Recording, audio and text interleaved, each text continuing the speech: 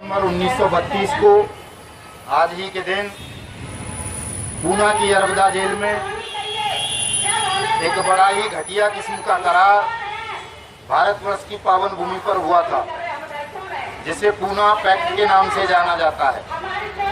वो उस पूना पैक्ट को निरस्त करवाने के लिए, उसे रद्द करवाने के लिए और उसके स्थान पर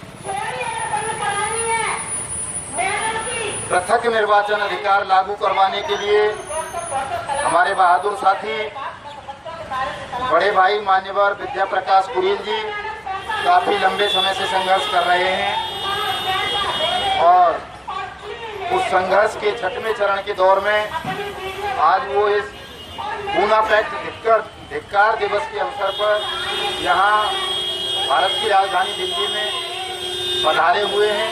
तो सबसे पहले तो मैं भाई विद्या प्रकाश कुरील जी का यहाँ पर बहुत बहुत स्वागत करता हूँ और उनके साहस को नमन करता हूँ कि उन्होंने कम से कम पूना पैक्ट जैसे अमानवीय और घटिया किस्म के समझौते का विरोध करने का बीड़ा उठाया। तो भाई विद्या प्रकाश कुरील साहब को सुनने के लिए हम तो यहाँ आए थे, लेकिन मौसम ने बात खराब कर दी। लेकिन कहते हैं कि हमारे देश के बहुत बड़े नेता डॉक्टर राम मनोहर लोहिया साहब ने एक बात कही थी कि जहाँ दो आदमी हो जाएं वो बहुत अच्छी सफल सभा होती है, बशर्ते वो दोनों एक विचार के लोग हों। कम तो 4-5 यहाँ हैं। तो भाई विद्या प्रकाश कुरील साहब को सुनने से पहले हमारे बीच में हमारे बड़े भाई आदर के योग्य सम्मानीय श्री राजवीर साहब यहाँ पर आए हुए हैं, जिनकी पूना पैक्ट के विषय पर, पृथक निर्वाचन अधिकार के विषय पर बहुत गहरा अध्ययन है, जो इस विषय के बहुत बड़े विद्वान हैं। तो मैं माननीय राजवीर साहब से अनुरोध करूंगा कि वो आज के इस धिक्कार दिवस के अवसर पर अपने क्रांतिकारी विचारों से देश का मार्गदर्शन करें और बताएं कि पूना पैक्ट को किस लिए निरस्त किया जाना चाहिए और किस लिए पृथक निर्वाचन अधिकार लागू किया जाना चाहिए। आइए राजवीर साहब।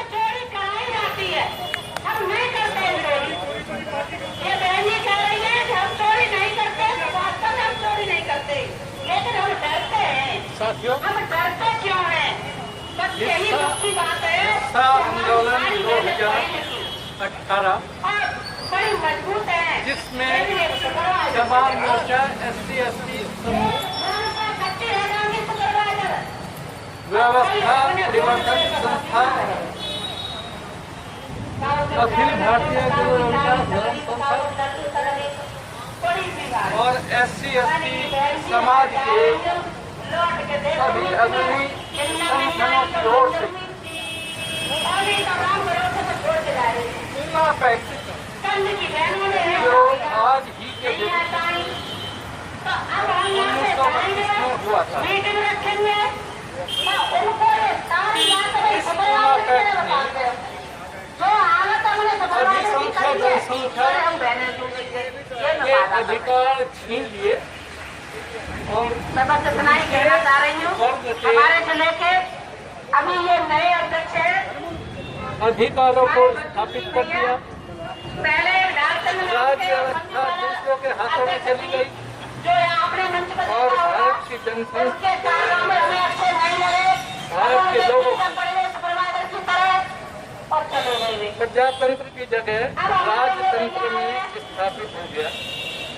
ईश्वर की कृपा से उनका कोई कमी ना आए, मेरे के घर में कोई कमी ना आए। पूना पैक्ट से पहले 4 बेटे हैं, सब कुछ है, बहनों के लिए कोई खून का काम करते हैं तो कोई अच्छी बात है और अभी माना भी नहीं है। तो मैं ये चाह रही हूँ 17 अगस्त 1932 को ब्रिटिश प्रधानमंत्री द्वारा कम्युनल अवार्ड घोषित हुआ था, जिसके अंदर सभी समुदायों की पृथक निर्वाचन की व्यवस्था थी और अछूत और दलित वर्ग को पृथक निर्वाचन के साथ साथ दोहरे मताधिकार की भी सिफारिश की गई। पूना पैक्ट समझौता लोगों के पृथक निर्वाचन और दोहरे मताधिकार को खत्म करने का षड्यंत्र था, जिसे लोगों को समझना होगा और फिर से पृथक निर्वाचन आधारित संसाधनों के बंटवारे के लिए संघर्ष करना होगा और दलित समूह को फिर से दोहरे मताधिकार की मांग करनी होगी, दोहरे मताधिकार के लिए संघर्ष करना होगा। आप सब साथियों ने पूना पैक्ट की लिखित शर्तों को पढ़ा होगा, सुना होगा, देखा होगा, लेकिन मैंने ये पाया कि पूना पैक्ट में कुछ ऐसी शर्तें भी थी जिनको लिखा नहीं गया और वो छुपाई गई। उनमें एक शर्त ये भी थी कि दलित वर्ग के लोगों को संसद सदस्य बना के संसद के एक कोने में बैठने का किया जाए और वो दलितों के उत्पीड़न,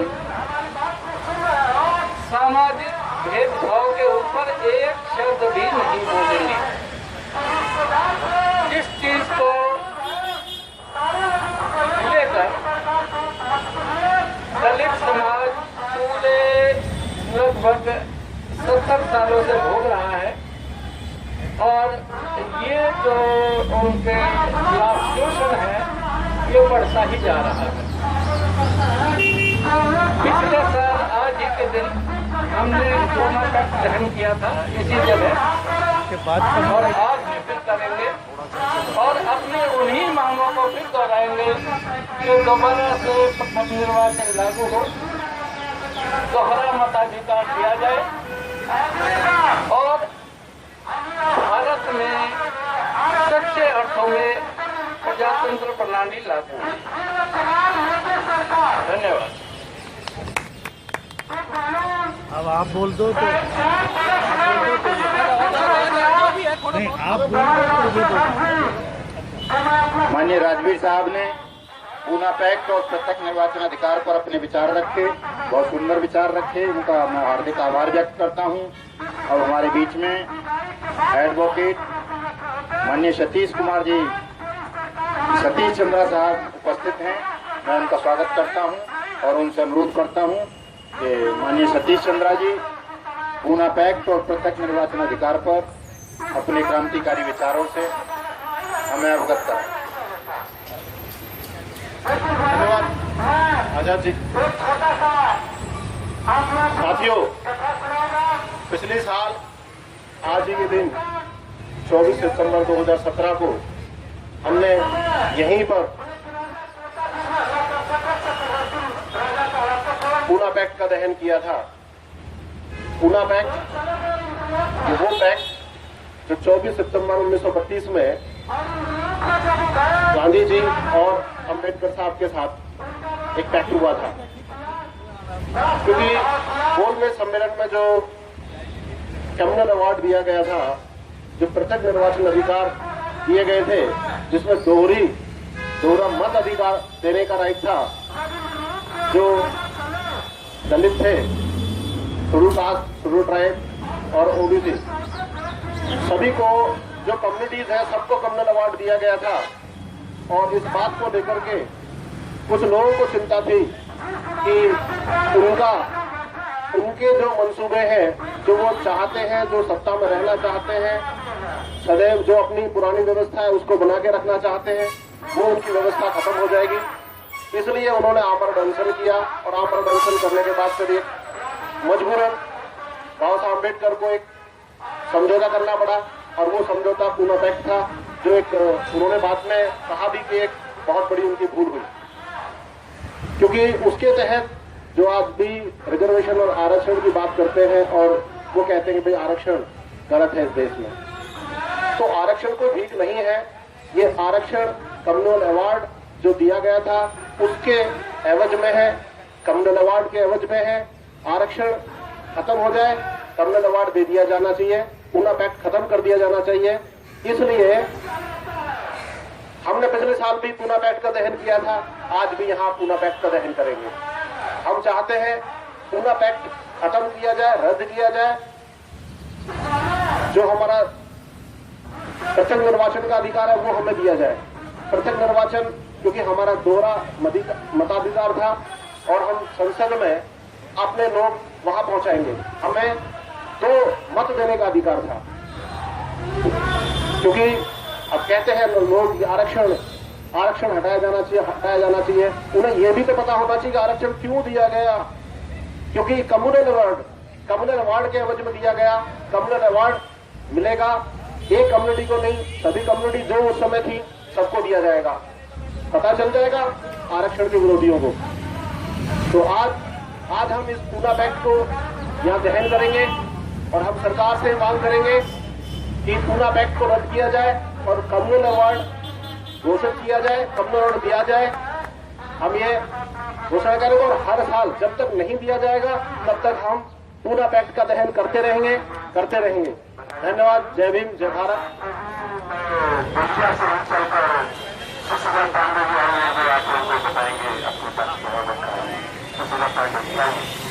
एडवोकेट सतीश कुमार जी ने अभी आपके सामने पूना पैक्ट और प्रत्यक्ष निर्वाचन अधिकार पर अपने विचार रखे और बताया कि आरक्षण का विरोध करने वाले लोगों को ये जान लेना चाहिए कि आरक्षण कोई भीख नहीं था, कोई अनुदान नहीं था, अपितु भारत के मूल निवासियों को वो इसीलिए दिया गया था कि उन्हें कम्युनल अवार्ड प्राप्त था। कम्युनल अवार्ड का मतलब था उन्हें 2 वोट का अधिकार था। तो 2 वोट के अधिकार के बदले ये जो घटिया और पूरे देश को कलंकित करने वाला आरक्षण का अधिकार हमें मिला, हम लोग इसकी खिलाफत करते हैं और कम्युनल अवार्ड लागू करने की मांग करते हैं कि पृथक निर्वाचन अधिकार लागू किया जाए। और अब आपके सामने इस पूरे कार्यक्रम के संयोजक भाई विद्या प्रकाश कुरील साहब अपने विचार व्यक्त करेंगे।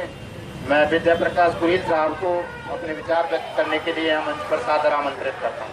आइए कुरील साहब, आइए, स्वागत है आपका।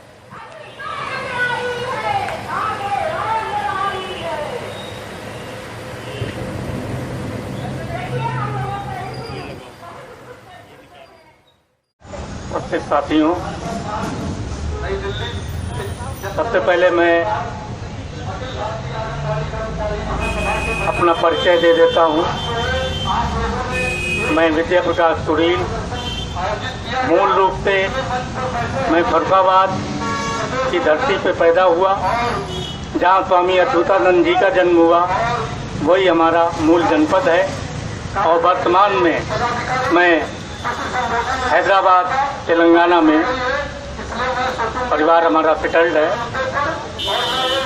और वहीं से इस मुहिम को हम चलाए हुए हैं। कार्य क्षेत्र हमारा अधिकांशतः उत्तर भारत ही रहता है।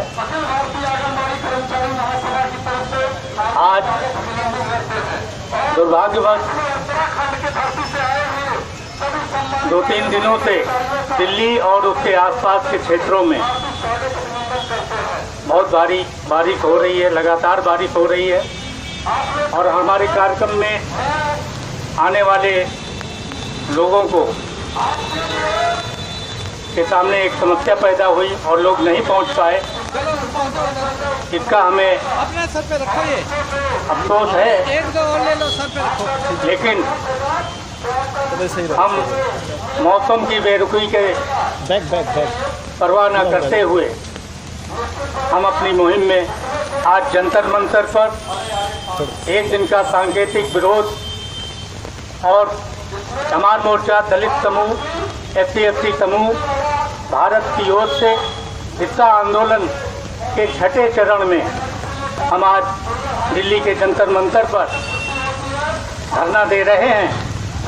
और महामहिम राष्ट्रपति जी को अपना ज्ञापन सौंप रहे हैं। साथियों, सबसे पहले हम आपको ये बताना चाहते हैं कोई नहीं ठीक है। कि पूना पैक्ट जो हुआ था और पूना पैक्ट के बाद से आज तक हमारे अनुसूचित जाति और जनजाति के तथाकथित नेताओं ने स्वयं को दलितों का, अनुसूचित जातियों का ठेकेदार तो बनाया, लेकिन उनके प्रति जिम्मेदार नहीं बन पाए। हमारे जितने भी नेता चुने गए, उन्होंने ठेकेदारी की और हमारे वोटों का सौदा किया और गैर दलित वर्ग से कि उनकी गुलामी में हमारे लोग पड़े रहे। बनना चाहिए था उनको ठेकेदार, लेकिन वो जिम्मेदार बनना चाहिए था और ठेकेदार बन के बैठ गए। दूसरी बात, पूना पैक्ट में हम ज़्यादा डिटेल में न जाके, जैसा वकील साहब ने बताया और हमारे पहले के वक्ताओं ने बताया,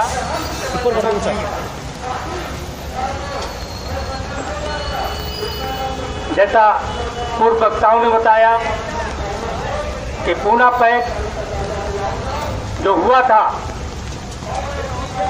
24 सितंबर 1932 को 3 गोलमेज कॉन्फ्रेंस होने के बाद पूना पैक्ट हुआ।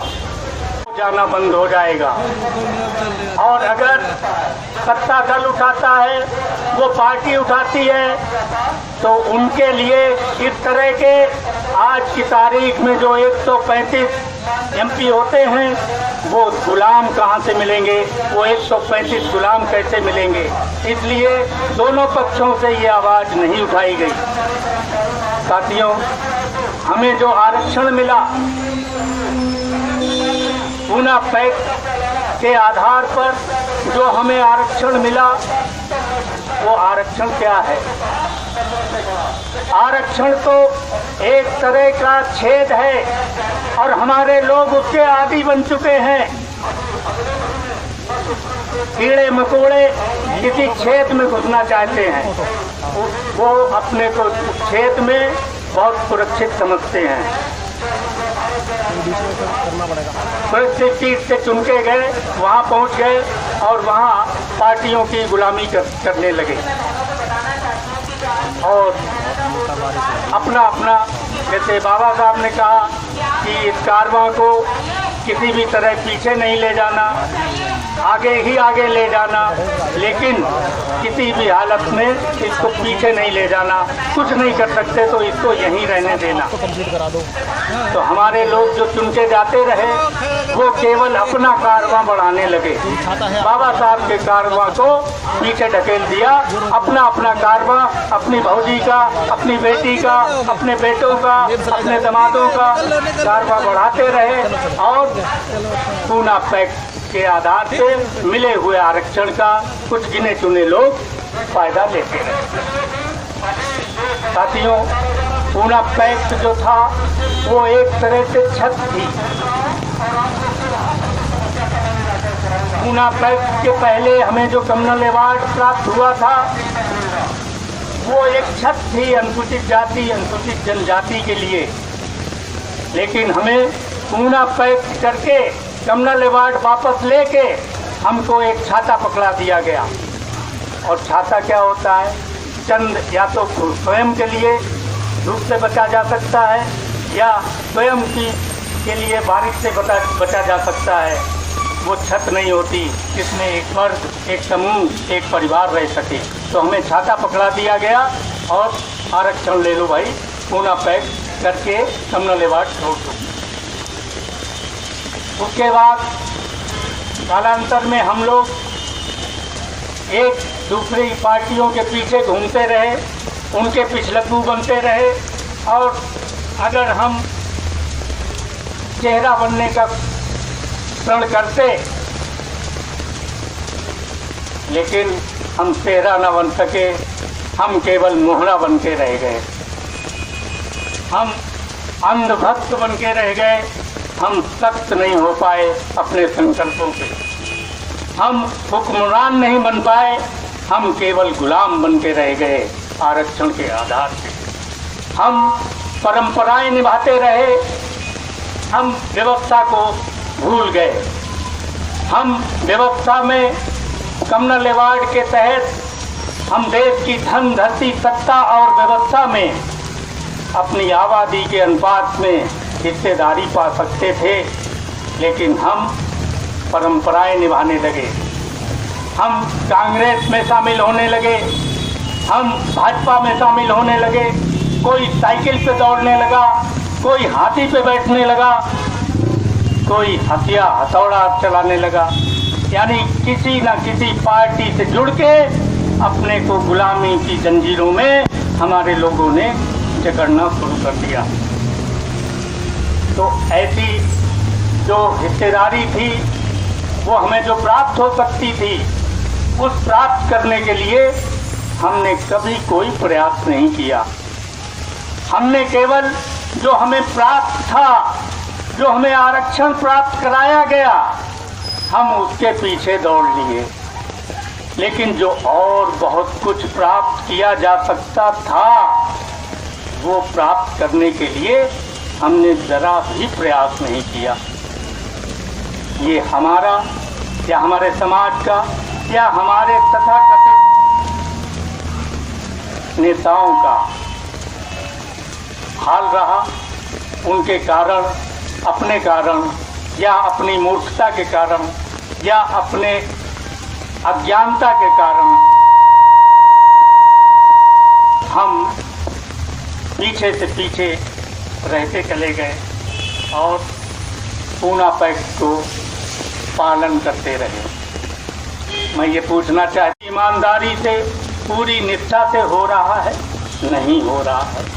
इस देश में बोडोलैंड समझौता हुआ, इस देश में लिखते समझौता हुआ, भिंडरवाले समझौता हुआ, शिमला समझौता हुआ, ताशकंद समझौता हुआ, कितने समझौतों के नाम गिनाए हम आपको, सारे समझौते हुए।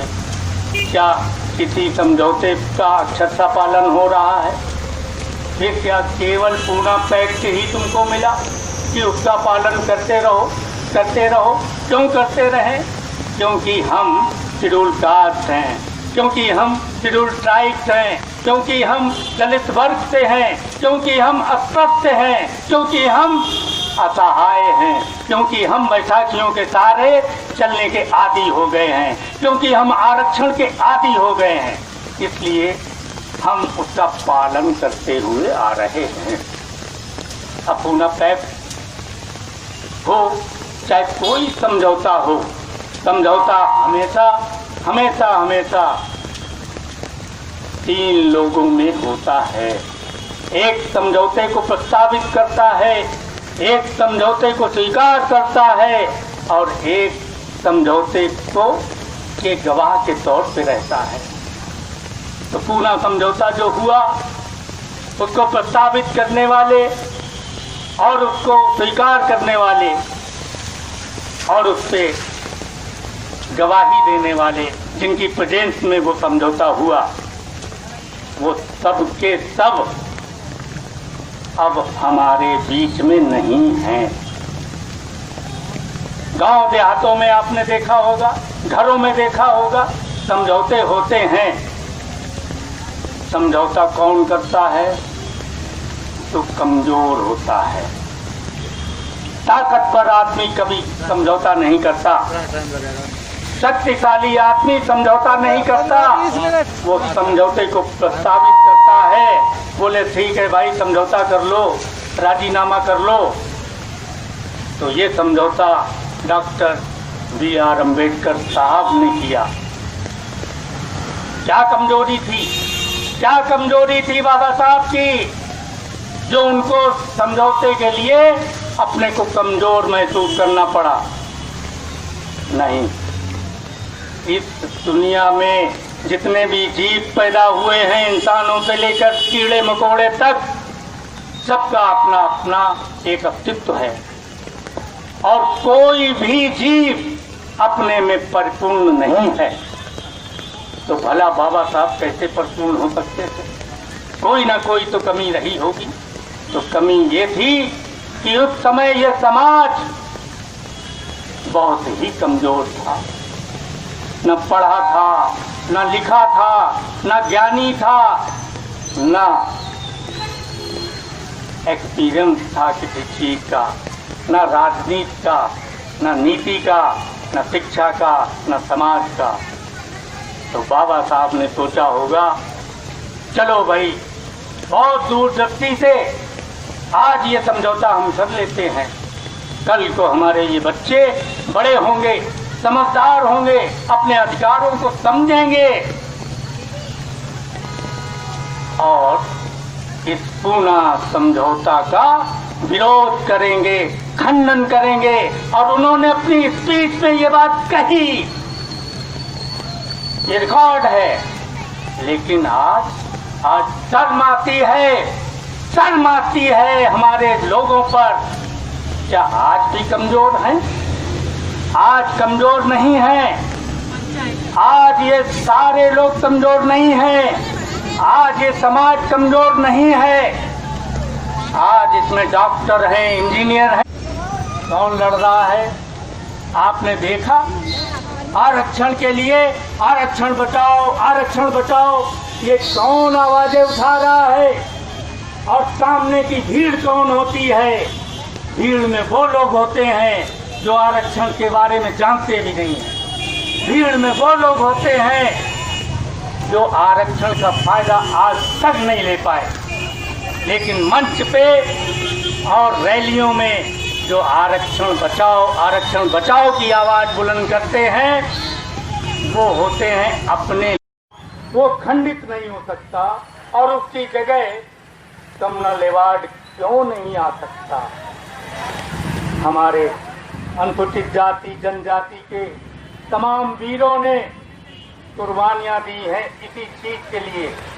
मैं आपको याद दिलाना चाहता हूं कि मैं दलित रत्न नथुलाल की औलाद हूं। उस नथुलाल की जिसने 10-5 बार जेल यात्राएं की हैं 1942 से 1945 के बीच में। जो निजी सत्याग्रह चलता था डॉक्टर अम्बेडकर साहब के आह्वान पर,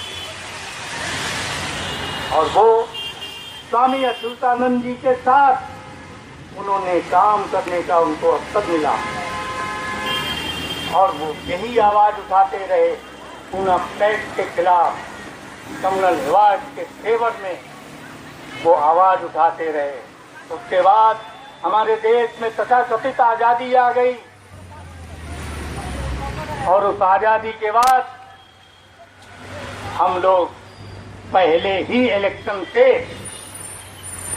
सुरक्षित सीटों पे लड़ना शुरू कर लिए और हमें लड़वाना शुरू कर दिया गया कांग्रेस पार्टी के द्वारा, या उस समय जो भी पार्टियां हुआ करती थी उन्होंने। उसके बाद वो परंपरा बन गई, सुरक्षित सीटों से अनुसूचित जाति का व्यक्ति चुनाव लड़ेगा। और हम लड़ते नहीं रहे, हमें लड़वाते रहे पार्टियों वाले।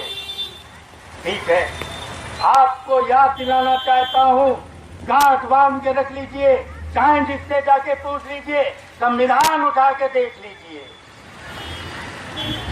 राजनीतिक आरक्षण केवल और केवल 10 साल के लिए था। 62 में जब चुनाव हुए उससे पहले इसका रिव्यू होना चाहिए था, इसकी समीक्षा होनी चाहिए थी। लेकिन समीक्षा हो, रिव्यू हो, उसको प्रस्ताव कौन करे? तो हमारे गुलामों के द्वारा, तत्कालीन सांसदों के द्वारा,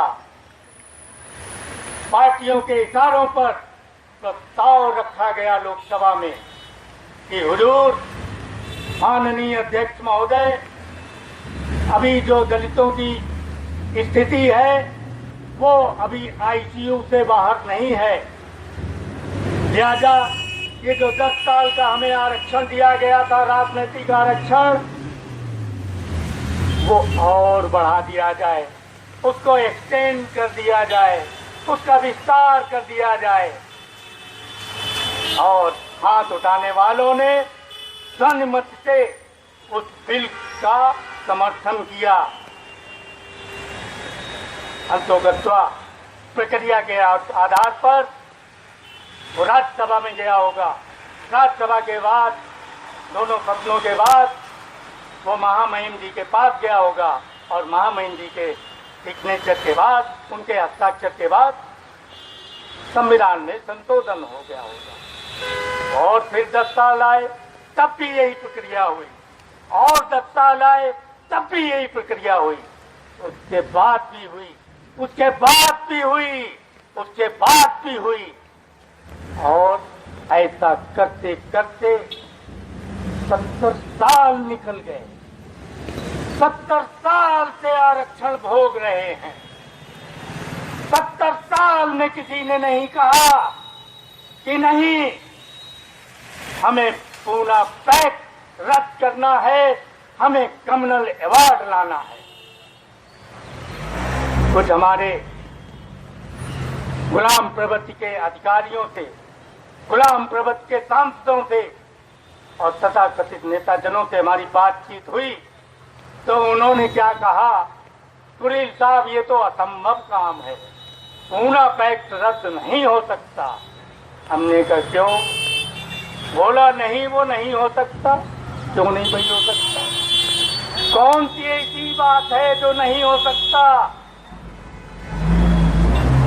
नहीं, आप बताइए उसकी जगह क्या लाया जाए? अरे उसकी जगह कम्युनल अवार्ड लाओ, हमें सहायता प्रदान करो, हम तुमसे कंपटीशन करेंगे। लेकिन नहीं, बोलते नहीं हो सकता।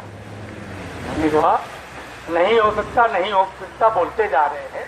अच्छा ठीक है, आपने अगर बोला है कि ये असंभव है तो संभव तो हर आदमी कर लेता है। असंभव को हाथ में लो तब तो वो चैलेंज है। और उस चुनौती को हमारे पिता ने हमको विरासत में दिया और हमारे तमाम ये साथी लोग, ऐसा नहीं है कि ये आवाज कहीं पहुंची नहीं है। अब तो ये एक बहुत बड़ा जनसमूह बन चुका है पूरे देश में। पूना पैक्ट की खिलाफत करके रहेगा, पूना पैक्ट रद्द करवा के रहेगा, ऐसा माहौल बन रहा है। साथियों, हम लोग केवल आरक्षण क्यों गए?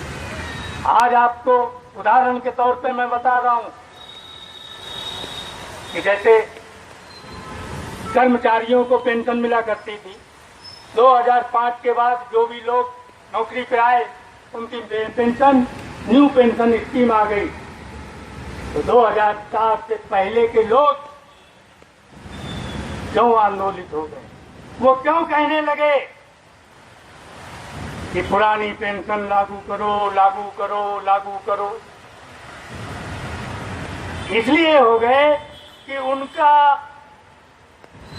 जो लाभ था, जो उनके अवसर थे, जो उनको फायदे थे, वो नई पेंशन स्कीम में नहीं मिल पा रहे हैं। इसलिए नई पेंशन स्कीम का उन्होंने विरोध किया। और धन्य है वो लोग जिन्होंने कहा कि पुरानी पेंशन लागू करो, अपने लिए, अपने परिवार के लिए। तो क्या मैं समझता हूँ क्या ये पुरानी पेंशन लागू नहीं होगी? होके रहेगी। ठीक उसी तरह ये पुरानी पेंशन ही आप समझ लीजिए पुराना है, ठीक है, पुराना पूना पैक्ट है, उसकी जगह कम्युनल अवार्ड है। क्यों हम उसको नहीं ले सकते? ले सकते हैं, लेकिन आपका साथ चाहिए, आपकी आवाज चाहिए। इसीलिए हम आरक्षण नहीं चाहते, हम चाहते हैं देश की धन, धरती, सत्ता और व्यवस्था में हमारी आबादी के अनुपात में हिस्सेदारी चाहिए। कैसा हिस्सा? ठीक उस तरह का हिस्सा जैसे एक बाप के 4 बेटे होते हैं, उन 4 बेटों में बाप से कभी एक बेटा विद्रोह के भाव से कहता है, बापू हमें हमारा हिस्सा दे दो। समझदार बाप पहले ही बंटवारा करके रखता है, और जो घूसट बाप होता है वो ऐसे नहीं करता है। तो वही बेटा, उसकी सुन के बीमारी फैलती है, फिर दूसरा बेटा, तीसरा बेटा, चौथा बेटा, सभी अपने अपने हिस्से की बात करते हैं और उसको हिस्सा देना पड़ता है। शर्त ये है कि अगर उस बाप की जमीन जायदाद, घर मकान, दुकान, खेत खलिहान, बाग उपवन अगर उसकी अपनी कमाई से बने हुए हैं तो कोई हिस्सा हम नहीं ले सकते। लेकिन उस बाप को ये सारी दौलत धन विरासत में मिली है, बाप दादों से मिली है, तो उन चारों बेटों का ही नहीं, यदि उस बाप की और संतानें बेटियां भी हैं, उनका भी बराबर का हिस्सा बनता है। ठीक उस तरह का हिस्सा चाहिए, क्योंकि ये देश न नेहरू का है, न गांधी का है, न मोदी का है, न मोरारजी देसाई का है, न अटल बिहारी वाजपेयी का है, न चंद्रशेखर का है, न बीपी सिंह का है, न किसी ऐसे प्रधानमंत्री का है जो इस देश में प्रधानमंत्री रहा हो। ये देश हम सबका है। इस देश का संविधान समता और समानता पे है। इस देश में सबको बराबर का हिस्सा पाने का संवैधानिक हक है। देश की धन, धरती, सत्ता और व्यवस्था में हमें पूरा अपने अनुपात में हिस्सेदारी पाने का हक है। और उसी डिमांड को लेकर, उसी काम को लेकर, उसी संघर्ष को लेकर ये हिस्सा आंदोलन चल रहा है। इस हिस्सा आंदोलन में तब तक ये चलेगा जब तक हमें हमारे हिस्से से कब्जा नहीं हो जाता। जहाँ तक आरक्षण की बात है, मैं आपको बता दूं, उदाहरण के लिए बताता हूँ कैसा हिस्सा चाहिए। व्यवस्था में जैसे लोग बोलते हैं प्राइवेट में भी आरक्षण दो, निजी संस्थानों में भी आरक्षण दो, न्यायालय में आरक्षण दो। एक ही बात मैं कह रहा हूँ, धन, धरती, सत्ता और व्यवस्था में हिस्सेदारी दो, कोई आरक्षण नहीं चाहिए। तुम्हारी योजना आयोग में 5 साल के लिए सपोर्ट कीजिए। 1000 किलोमीटर की रोड बननी है। उस 1000 किलोमीटर में हमारे किलोमीटर कितने बनते हैं हमारे हवाले कर दो। उनको हम बनाएंगे, हमारे इंजीनियर होंगे, हमारे लेबर होंगे, हमारे लोग होंगे, हमारा मटेरियल होगा, और बाकी के तुम बाकी जातियों से बनाओ, बाकी वर्णों से बनवाओ और अपने रोड को पूरा करो। फिर हम कंपटीशन करेंगे। देखें हमारे हिस्से की जमीन पे जो रोड बनी है वो पहले टूटती है कि तुम्हारे हिस्से से जो बनी है वो पहले टूटती है। हम कंपटीशन करने को तैयार हैं। हम कोई आरक्षण नहीं देना चाहते, हम कंपटीशन चाहते हैं तुमसे। तुमने हमको बदनाम करके रखा है, तुमने हमको जलील करके रखा है कि आरक्षण वाले हैं, आरक्षण वाले हैं। याद रखिए, सबसे ज्यादा संघर्ष, सबसे ज्यादा देशभक्त, सबसे ज्यादा राष्ट्रवादी और सबसे ज्यादा मानवतावादी हम शेड्यूल कास्ट के लोग, शेड्यूल ट्राइब के लोग, किंतु आपने और आपकी व्यवस्थाओं ने, और व्यवस्था नहीं बल्कि आपकी परंपराओं ने हमको दलील किया है। और आपको ये भी ज्ञात होना चाहिए कि आपने हमको प्रमाणित कर दिया है, आपने प्रमाण पत्र दे दिया है कि हम हिंदू नहीं हैं, 2 अप्रैल के बंद में आपने ये प्रमाण पत्र आपने दिया है, गैर दस्तों ने दिया है। हमने अपने अब तक के जीवन में कई भारत बंद देखे, कई हड़तालें देखी, किसी में हमने ये नहीं देखा कि जो आंदोलनकारी हैं उनके ऊपर एक सिविलियन गोली चलाए, लाठी चलाए, पत्थर चलाए। हाँ, सुरक्षा व्यवस्था के लिए सुरक्षा सैनिक, पुलिस या व्यवस्था में लगे हुए अधिकारी तो उस पर कुछ करते हैं, आंसू गैस छोड़ते हैं, रबड़ की गोलियां फेंकते हैं, वाटर फ्लो फेंकते हैं, लेकिन इसका मतलब हम हिंदू नहीं हैं। टाइम हो गया जी। हिंदू हमारे ऊपर वो फेंक रहा है। पुलिस वाले कर रहे हैं। उसी तरह उसके बाद SC/ST एक्ट आया, उसमें भी आपने विरोध किया, तो आपने उसको अप्रूव कर दिया। अप्रूवल हो गया आपके द्वारा कि हम हिंदू नहीं हैं, हमें हिंदू नहीं मानते हो आप।